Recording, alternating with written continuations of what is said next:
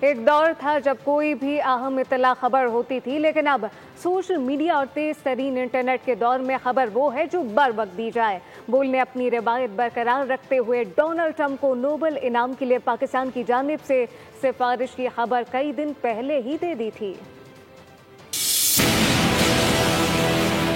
خبر سب سے پہلے بول پر۔ حکومت پاکستان نے امریکی صدر ڈونلڈ ٹرمپ کو 2026 کے نوبل امن انعام کے لیے نامزد کرنے کی سفارش کر دی ہے۔ پاکستان نے ڈونلڈ ٹرمپ کو نوبل انعام کے لیے نامزد کیا تو تمام چینلز نے خبر دی، لیکن بول کے پروگرام نیوز پنچ میں سینئر تجزیہ کار احتشام الحق نے معروف شہریات سے بات چیت کرتے ہوئے کہا، ایک دو نہیں پورے 5 دن پہلے ہی بتا دیا تھا کہ پاکستان ایسا قدم اٹھانے جا رہا ہے۔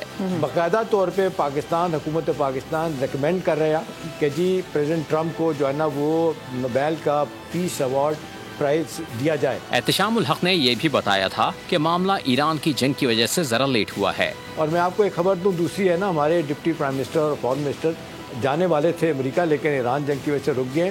بول اس سے قبل پاک بھارت جنگ بندی کی خبر بھی اعلان سے پہلے نشر کر چکا ہے۔ بر وقت باخبر رہنے کے لیے دیکھتے رہیے بول۔